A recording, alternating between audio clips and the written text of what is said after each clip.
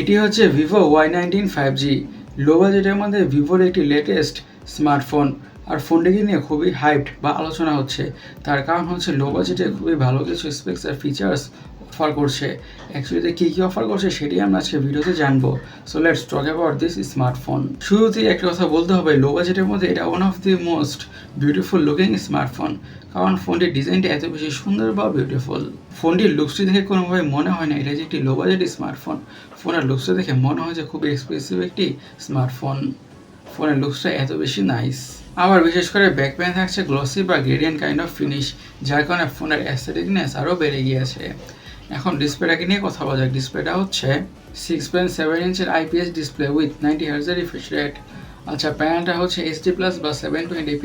720p panel হওয়ার কারণে যে কোনো ধরনের কন্টেন্ট খুবই কাছ থেকে ওয়াচ করার সময় কিছুটা তো শার্পনেসের ঘাটতি লক্ষ্য করা যাবে, দ্যাটস ফর শিওর বা অবভিয়াস। বাট মিনিমাম ডিস্টেন্স থেকে যে কোনো ধরনের কন্টেন্ট দেখলে মোটামুটি ভালোভাবেই এনজয় করা যাবে। খুব একটা বেশি শার্পনেসের ঘাটতি বা পিক্সেলেশন লক্ষ্য করা যাবে না। আর যেহেতু এটি একটি বাজেট স্মার্টফোন বা অ্যাকচুয়ালিতে লো বাজেট স্মার্টফোন, সো ফোনে থেকে ফুল এইচডি প্লাস প্যানেল এক্সপেক্টও করা যায় না।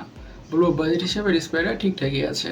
আর লো বাজেটের মধ্যে ভিভোর ডিসপ্লে প্যানেলগুলো অনেকটাই ভালো হয়ে থাকে। এবং যেহেতু থাকছে হায়ার রিফ্রেশ রেট, তাই স্ক্রোলিং করে ব্রাউজিং করেও অনেকটা স্মুথনেস আর ফিল তো পাওয়া যাবেই। সো ডিসপ্লেটা ঠিকঠাকই আছে। এখন ফোনটির সবথেকে ইন্টারেস্টিং পার্ট, হার্ড অথবা চিপসেটটাকে নিয়ে কথা বলা যাক। ইউজ করা হয়েছে মিডিয়াটেক ডায়মেনসিটি 6300, যেটি এই ফোনটির জন্য খুবই ভালো একটি প্রসেসর বা চিপসেট। হাই লেভেলের গেমসগুলোকে মিডিয়াম সেটিংসে অনেকটা ভালোভাবে খেলা যাবে অথবা রান করা যাবে কোনো ধরনের ইস্যুস ছাড়াই। এবং regular task, social media using, switching between apps, multitasking, এমন যত ধরনের দৈনন্দিন জীবনের কাজ আছে ফোনটা ইজির সাথে বা ব্যাটারি স্মুথভাবে হ্যান্ডেল করে ফেলবে। সেই ব্যাপারে বা সেই বিষয়ে কোনো সন্দেহই থাকছে না। একটি লো বাজেট স্মার্টফোনের ক্ষেত্রে এর থেকে ভালো প্রসেসর এক্সপেক্টও করা যায় না। একটি বাজেট স্মার্টফোন হিসেবে অনেকটা ভালো প্রসেসর ইউজ করা হয়েছে, সেটা বলাই যেতে পারে। ফোনের র্যাম এবং স্টোরেজ ভেরিয়েন্টস কথা দুইটি ভেরিয়েন্টে পাওয়া যাবে। 4GB RAM, 64GB storage, 6GB RAM, 128GB storage. আর স্টোরেজ স্পিড হচ্ছে eMMC 5.1। এখন ফোনের অপটিক্স বা ক্যামেরাকে নিয়ে কথা বলা, ইউজ করা হচ্ছে dual camera, but dual camera কোনো কাজেরই না। অ্যাকচুয়ালিতে কাজের সেন্সর হচ্ছে একটি 13 মেগাপিক্সেলের প্রাইমারি সেন্সরটাই হচ্ছে কাজের, আর অ্যাপারচার হচ্ছে f2.2। আর ফোনটা থাকছে 5 মেগাপিক্সেলের সেলফি ক্যামেরা। আচ্ছা, ফোনটিতে 5 মেগাপিক্সেলের সেলফি ক্যামেরা না দিয়ে মিনিমাম 8 অথবা 12 মেগাপিক্সেলের সেলফি ক্যামেরা দিলে আরও বেটার হতো, রাইট? কজ নাও ডেজ সেলফি ক্যামেরাটা মানুষজনের জন্য অনেকটাই ইম্পর্টেন্ট। আর প্রাইমারি সেন্সরের অ্যাকচুয়াল পিকচার কোয়ালিটির কথা বললে পিকচার কোয়ালিটি ঠিকঠাকই হতে যাচ্ছে। As a low budget smartphone হিসাবে ফোনে থেকে মোটামুটি ভালো কোয়ালিটির পিকচার্স আর ভিডিওসই পাওয়া যাবে। সে ব্যাপারে বা সে বিষয়ে সন্দেহই থাকছে না। কজ ভিভোর স্মার্টফোনগুলোর পিকচার্স আর ভিডিওস অনেকটাই ভালো হয়ে থাকে, বাজেট যেমনই হোক না কেন।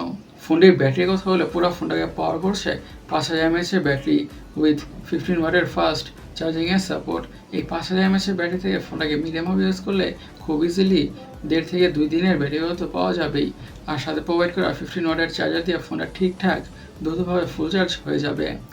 ফোনের কালার ভেরিয়েন্টের কথা বলে সব কালার ভেরিয়েন্টে পাওয়া যাবে। এখন ফোনের দামটাকে নিয়ে অথবা প্রাইসটাকে নিয়ে কথা বলা যাক। ফোনের দাম রাখা হয়েছে বেস ভেরিয়েন্টটা 10,500 ইন্ডিয়ান রুপি। এই প্রাইসে ফোনটা আমাদের কাছে অনেকটাই ইমপ্রেসিভ লেগেছে। এখন দেখা যাক ফোনটি বাংলাদেশের বাজারে কী দামে বা কী প্রাইসে পাওয়া যায়, তখনই বোঝা যাবে অ্যাকচুয়ালি স্মার্টফোনটা আমাদের জন্য এবং আপনাদের জন্য কতটুকু ভ্যালু ফর মানি স্মার্টফোন হতে যাচ্ছে। সো গাইস, আমাদের আজকের ভিডিওটি এই পর্যন্তই। আমি সৈকত, সাইনিং আউট।